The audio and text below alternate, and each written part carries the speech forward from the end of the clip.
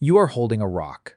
It is dark, heavy, slightly metallic, and it looks like nothing special. But when you bring it close to a piece of iron, the iron moves. Not falls, not rolls, moves toward the rock, with no wind, no push, no visible connection, just an invisible force pulling metal through empty air. You have never seen anything do this. Nothing in your entire experience of the world has prepared you for a rock that reaches out and grabs things without touching them. And right now, standing somewhere in the hills of Magnesia in ancient Thessaly, in what is now mainland Greece, roughly 2,600 years ago, you have absolutely no idea what you're looking at. Nobody does, and nobody will, not really, for another 2,000 years. So how did humans figure out what magnets actually are?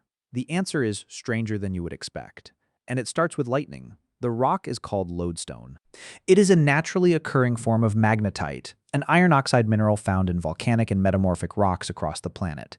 Magnetite itself is common. You can find it in river sand, in mountain outcrops, on beaches in a dozen countries. But here's the thing most people get wrong about magnetite. Most magnetite is not magnetic. It just sits there, a rock among rocks. Lodestone is different. Lodestone is magnetite that has been permanently magnetized. And for a very long time, nobody could explain why some pieces of magnetite attracted iron while identical-looking pieces sitting right next to them did nothing at all. The answer, confirmed by geophysicist Peter Wazalewski at NASA's Goddard Space Flight Center in a series of studies through the 1970s and 1980s, is lightning. When a bolt of lightning strikes an iron-rich rock outcrop, the electromagnetic pulse, roughly 20,000 amperes of current discharging in a fraction of a second, permanently magnetizes the magnetite in the surrounding stone. The crystal structure of the mineral locks that magnetization in place, permanently. The first magnet any human ever held was not made by a person. It was made by a thunderstorm hitting a mountain, and for the next 2,500 years, nobody knew that. They just knew the rock could do something nothing else could. Think about what that actually means for the people who found these rocks. You live in a world where every force you understand requires contact. You push something, it moves. You drop something, it falls. Every cause has a visible mechanism, and then you pick up this one rock, and it reaches through empty air and pulls iron toward itself. No thread, no wind, no trick. That is not just unusual. In the context of the ancient world, that is basically magic, and the first serious attempt to explain it treated it exactly that way.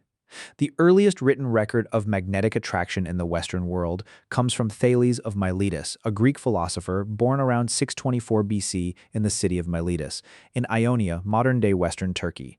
Thales observed that lodestone attracted iron and concluded, in a leap of logic that sounds absurd today, that the stone must possess a soul. His reasoning was actually straightforward. Living things move on their own. Dead things do not. This rock moves iron without being touched. Therefore, the rock must be alive. It is easy to dismiss that as primitive thinking.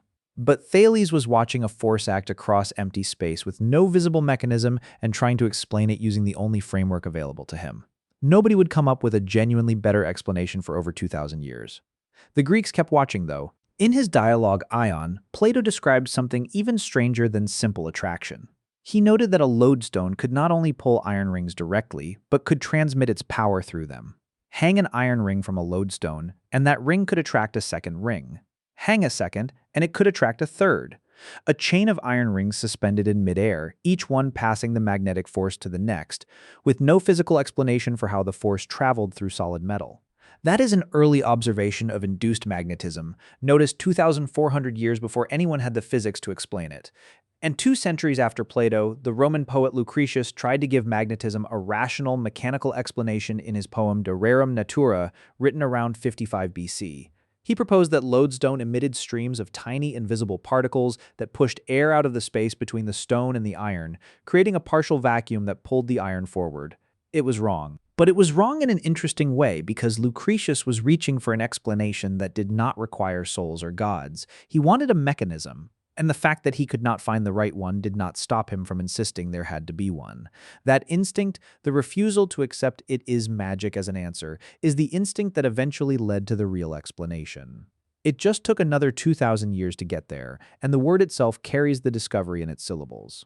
The Greek term was magnetis lithos, meaning stone of Magnesia, named after the region of Magnesia in Thessaly, or possibly the city of Magnesia ad Sipylum in Lydia, modern-day Western Turkey, where lodestone was common. Both regions had iron-rich geology. Both claimed the name. Pliny the Elder, writing in his Naturalis Historia in the 1st century AD, offered a more colorful origin story. He credited the earlier Greek writer Nicander of Colophon with a tale about a shepherd named Magnus, who was walking across Mount Ida when the iron nails in his sandals and the iron tip of his staff suddenly stuck fast to the ground beneath him. He could not pull himself free. The rock had grabbed him. Whether the word comes from a place or a person, the story underneath is the same. Someone encountered a rock that did something impossible, and instead of walking away, they remembered it. But here is where this story takes a turn that will reframe everything you think you know about the discovery of magnets. Humans were not the first living things to find them, not by a very long margin. In 1975, microbiologist Richard Blakemore published a paper in Science describing organisms he called magnetotactic bacteria. These single-celled creatures live in the mud at the bottom of ponds, marshes, and shallow marine environments. Inside their bodies, they grow chains of tiny iron crystals called magnetosomes, each one roughly 50 nanometers across, smaller than a wavelength of visible light. Those crystal chains act like a compass needle inside the bacterium, physically aligning the entire organism along the Earth's magnetic field lines. The bacteria do not decide to follow the field. They do not think about it. They are rotated by it, passively, the way a compass needle is rotated by the planet. They use this built-in alignment to navigate vertically through the water column, finding the low oxygen zones in the mud where they thrive. And they have been doing this for roughly 3 billion years. 3 billion. Multicellular life has existed for about 600 million years. These bacteria were navigating by magnetism before complex life even existed on this planet. Humans discovered magnets roughly 2,600 years ago. Life discovered magnets roughly 3 billion years ago. We are latecomers to a force that was already woven into biology long before we showed up. And bacteria are not the only ones. Sea turtles navigate the open ocean using the Earth's magnetic field, and not just the direction. They read the intensity and the inclination angle, the angle at which field lines hit the surface, to determine their precise geographical location, like a biological GPS system that tells them exactly where they are on a featureless ocean. German biologists Wolfgang and Roswitha Wilczko spent decades proving that migratory birds use a dual magnetic navigation system, a light-dependent compass in the eye based on a protein called cryptochrome, and a magnetite-based intensity sensor in the upper beak. Recent research has identified cryptochrome 4 as the specific receptor, a protein that exhibits quantum magnetic sensitivity. You carry a compass in your pocket. A turtle has one in its skull, a robin has one in its eye. The magnet was never waiting to be discovered. Life was already using it. Now, back to the humans. Because the Greeks were not the only ancient civilization to notice magnetic attraction. On the other side of the world, the Chinese found lodestone completely independently. The Lushi Chunchu, compiled around 239 BC during the Qin dynasty, records that the lodestone makes iron approach. By around 83 AD, the philosopher Wang Chong described in his Lunheng a device called the Sinan, a south-controlling spoon. It was a ladle carved from lodestone placed on a smooth bronze divination board where its handle naturally rotated to point south. And here's the detail that matters for the story of magnets. The Sinan was not used for navigation, it was used for geomancy, for feng shui, for orienting buildings and tombs in harmony with the natural order. The Chinese discovered the compass and used it to arrange furniture. Navigation came 1,000 years later. The person who bridged that gap, at least in the written record, was Shen Kuo, a Chinese polymath who published his Mengxi Bitan, the Dream Pool Essays, in 10,088 AD. Shen Kuo described how to magnetize a steel needle by rubbing it against lodestone. He tested multiple ways to suspend the needle, on a silk thread, on a fingernail, balanced on the rim of a cup, floating on a reed in water. He reported that the thread suspension was most stable. And then he noticed something nobody before him had recorded. The needle did not point exactly south. It deviated slightly from true geographic south. That observation, magnetic declination, is one of the earliest precision geophysical measurements in history.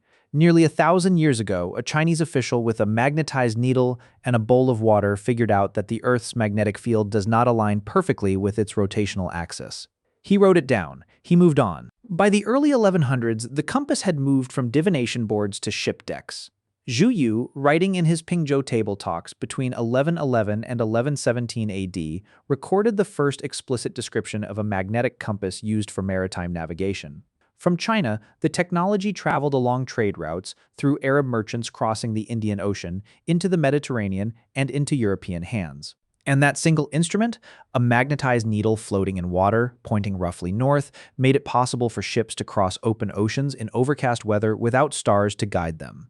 The age of exploration, the European expansion that reshaped the political map of the entire planet, ran on a piece of magnetized iron floating in a bowl. But Greece and China were not the only places humans encountered magnetic materials. In India, the Sushruta Samhita, an ancient medical treatise compiled in the early centuries AD, describes the use of magnets in surgery to extract iron arrowheads and metallic fragments lodged deep in the body. That is practical magnetism applied to medicine over 1,500 years before the MRI machine. In Mesoamerica, the Olmecs, flourishing between roughly 1500 and 500 BC, carved highly polished mirrors from magnetite, hematite, and ilmenite. In 1975, astronomer John Carlson published a paper in Science describing an Olmec artifact labeled M-160, a shaped and polished hematite bar found at San Lorenzo, and argued it could have functioned as a magnetic compass, potentially predating the Chinese compass by a millennium. The claim remains controversial. Many archaeologists argue M-160 is a fragment of a decorative mirror, not a navigation tool. But the fact that the Olmecs were working extensively with magnetic minerals, carving and polishing them with obvious sophistication, suggests they understood these stones were different from ordinary rock, even if we cannot prove they knew exactly why. The first European written reference to the magnetic compass appears in the work of Alexander Neckham, an English scholar who wrote De Naturiis Rerum around 1187 AD. He described sailors using a magnetized needle on a pivot to find direction when clouds hid the stars, but Neckham was reporting a technology, not explaining it. The first person in Europe to study magnetism the way a scientist would, to run experiments and record results instead of just repeating what other people said, was a French crusader engineer named Petrus Peregrinus de Maricourt. In 1269, while stationed at the siege of Lucera in southern Italy, Peregrinus wrote a letter to a friend titled Epistola de Magneti, the letter on the magnet. It is remarkable. Peregrinus took a spherical lodestone and systematically mapped its magnetic field by moving a small iron needle across the surface, marking the lines where the needle aligned. He identified the two poles. He proved that like poles repel and opposite poles attract. He demonstrated that if you break a magnet in half, each half becomes a complete magnet with its own north and south poles. He even designed an early perpetual motion machine based on magnetic forces. It did not work. It was never going to work. But the letter itself is Europe's first true experimental study of any physical phenomenon. Written by a military engineer in a tent during a siege, not in a university library. The magnet, once again, made people do science before they had a word for it. 300 years later, in 1600, an English physician named William Gilbert published De Magnete, a book that helped define what we now call the scientific method. Gilbert spent 17 years running experiments before he published a single word. His most famous experiment involved a terrella, a spherical lodestone carved to represent the Earth. He moved a tiny compass needle, which he called a versorium, across the surface of the terrella and mapped how the needle dipped and tilted at different positions. Near the equator of the sphere, the needle lay flat. Near the poles, it dipped steeply. The behavior matched exactly what compass needles do at different latitudes on the actual Earth. Gilbert's conclusion was radical.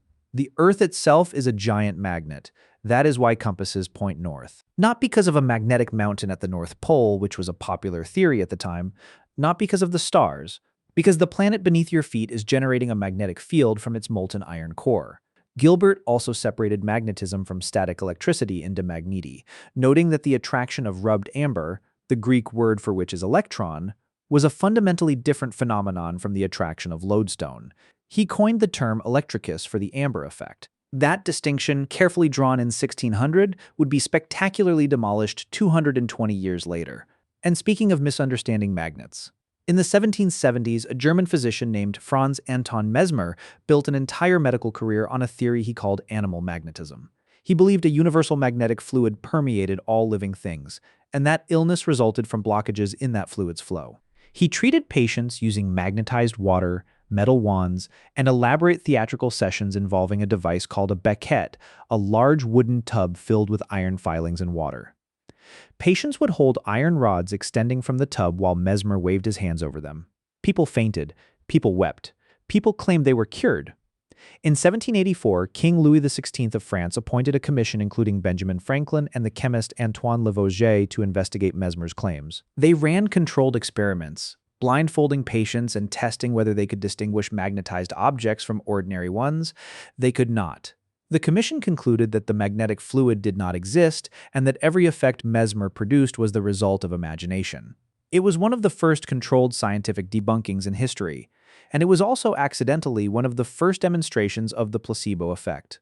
Mesmer's magnets did not heal anyone, but the belief in his magnets did something measurable to the people who trusted him. The magnet, even when it was being used fraudulently, taught us something real about the human mind. On April 21, 1820, a Danish physicist named Hans Christian Ørsted was setting up a lecture demonstration at the University of Copenhagen. He had a wire connected to a voltaic battery and a compass sitting on the table nearby. When he closed the circuit, the compass needle swung, not toward the wire, perpendicular to it. That single observation, a compass needle deflecting near an electric current, proved that electricity and magnetism are connected. They are not two separate forces. A current creates a magnetic field around itself. Ørsted published his findings in a 4-page Latin pamphlet that July. Within months, the scientific world had changed direction. André-Marie Ampère, a French physicist, read Ørsted's paper and within weeks had formalized the mathematics. He showed that two parallel wires carrying current exert magnetic forces on each other, attracting when the currents flow the same direction, repelling when they flow in opposite directions. He called this new field electrodynamics. In 1831, Michael Faraday, working at the Royal Institution in London, discovered electromagnetic induction, the reverse of Ørsted's finding. Faraday showed that a changing magnetic field induces an electric current in a nearby conductor. He wrapped two coils of wire around opposite sides of an iron ring, sent a pulse of current through one coil, and detected a corresponding pulse of current in the other. Then he found something even more fundamental. Push a bar magnet into a coil of wire, and current flows. Pull it out, and current flows in the opposite direction. Move the magnet, make electricity. That principle, a moving magnet generating electricity, is the operating principle behind every generator and every power plant on Earth right now. Faraday had no formal mathematical training. He thought in terms of invisible lines of force filling the space around magnets and wires, curves he could almost see in the patterns iron filings made on paper held over a magnet. His more mathematically inclined colleagues initially dismissed the idea as vague and unscientific. They were wrong. Faraday's lines of force were the magnetic field described intuitively before anyone had written the equation for it. Think about what had happened to the magnet by this point. In 2,400 years, it had gone from a rock with a soul to a stone that emits invisible particles, to a compass needle for divination, to a tool for ocean navigation, to one half of a unified electromagnetic force that connects magnets, electric current, and light. The same rock, the same force. Understood a little more deeply with each century. James Clerk Maxwell, a Scottish physicist, took Faraday's experimental results and translated them into mathematics between 1864 and 1873. His 4 equations unified electricity, magnetism, and light into a single framework. Maxwell's equations predicted that oscillating electric and magnetic fields would propagate through space as waves at the speed of light. Light itself, Maxwell realized, is an electromagnetic wave. The magnet, the light bulb, and the radio signal are all the same phenomenon expressed differently. In 1887, Heinrich Hertz proved Maxwell right by generating and detecting radio waves in his laboratory in Germany.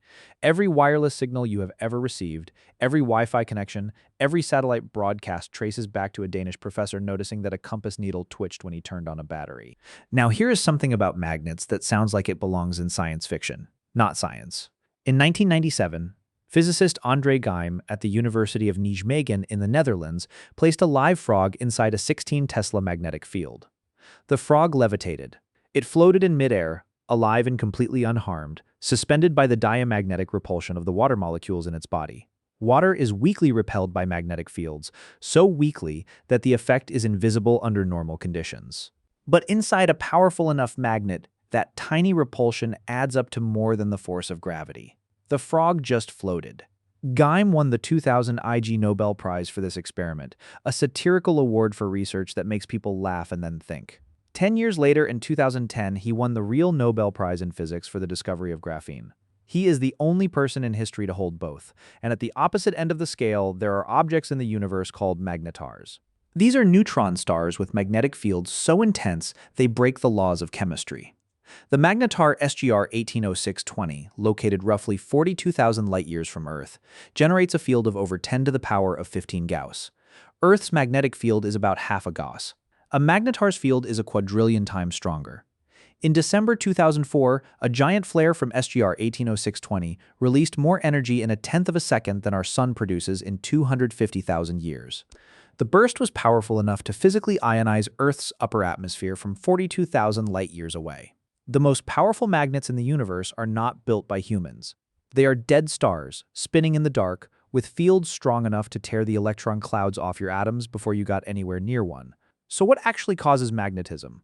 What is happening inside that lodestone at the fundamental level? The answer is quantum mechanics. Every electron in every atom generates a tiny magnetic field through two mechanisms. The first is its orbital motion around the nucleus. A moving charge creates a magnetic field, and an electron orbiting a nucleus is a moving charge. The second is something called spin. Electron spin is not the electron physically spinning like a top. It is an intrinsic quantum mechanical property that has no classical equivalent. But it behaves as if the electron is a tiny rotating charge, and it produces a tiny magnetic field. In 1922, Otto Stern and Walther Gerlach demonstrated this in Frankfurt by sending a beam of silver atoms through a non-uniform magnetic field. The beam split into exactly two bands. Not a continuous spread. Two bands. Spin up and spin down.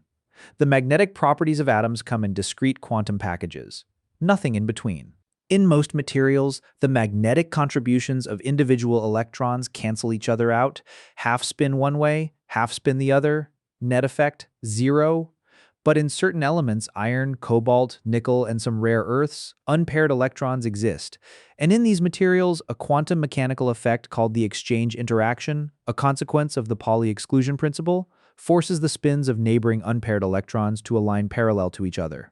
Not because a force pushes them, because the mathematics of quantum mechanics makes parallel alignment the lowest energy state. It costs less energy for the electrons to point the same direction than to point in different directions. Those aligned regions are called magnetic domains. In an unmagnetized piece of iron, the domains point randomly, canceling each other out. But apply an external field or hit the rock with lightning, and the domains snap into alignment. The noise becomes a signal, and the rock becomes a magnet. And that quantum mechanical reality built the modern world. In 1825, William Sturgeon wound insulated copper wire around a horseshoe-shaped iron core and created the first practical electromagnet. In 1982, Masato Sagawa at Sumitomo Special Metals in Japan and a separate team at General Motors in the United States independently developed neodymium iron-boron magnets, the strongest permanent magnets ever created. Every electric motor in your car uses magnets. Every speaker in your headphones, every MRI machine which uses superconducting magnets cooled to near absolute zero to align the hydrogen atoms in your body, then reads the electromagnetic signals those atoms emit as they snap back into place.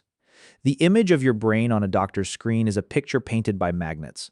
So the answer: how did humans discover magnets? By accident.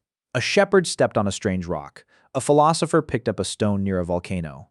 A sailor noticed a needle pointing south. Nobody set out to discover magnetism. They encountered it, were confused by it, made up stories about it, and spent the next 2,600 years, slowly, painfully, brilliantly figuring out what it was.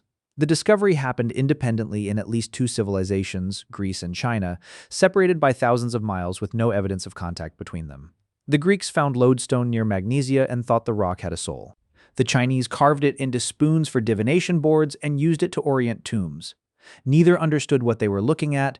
It took until 1600 for William Gilbert to realize the Earth itself is a magnet, until 1820 for Oersted to discover that electricity and magnetism are the same force, until 1873 for Maxwell to unify them with light, and until the 1920s for quantum mechanics to finally explain what is actually happening inside a magnet at the level of individual electrons. Was magnetism discovered once and spread from a single source? Almost certainly not. The probability of a single origin is low, roughly 10 to 15%. The evidence overwhelmingly supports multiple independent discoveries in Greece, China, India, and possibly Mesoamerica. Lodestone exists on every continent. Lightning strikes everywhere. Any culture with access to iron tools and the curiosity to pick up an unusual rock was going to find it eventually. The probability of independent discovery is roughly 85 to 90%, but here is what makes the magnet story different from almost any other discovery in human history. We were not the first to find it. Magnetotactic bacteria have been navigating by Earth's magnetic field for 3 billion years. Birds, sea turtles, salmon, and lobsters read the field like a map. The planet itself has been generating that field for over 4 billion years, driven by churning molten iron in its outer core, flipping its poles roughly every 200,000 to 500,000 years, in reversals that scramble and rebuild the field over millennia.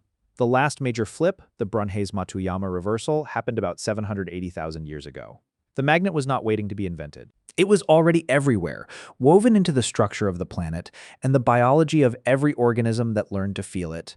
We were the last ones to notice, but we were the first ones to ask why.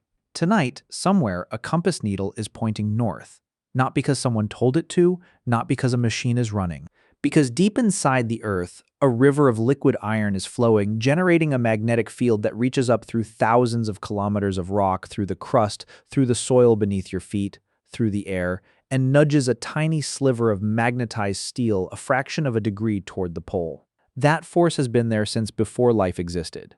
It guided bacteria through mud 3 billion years ago. It guided birds across continents. It guided sailors across oceans they could not see the other side of.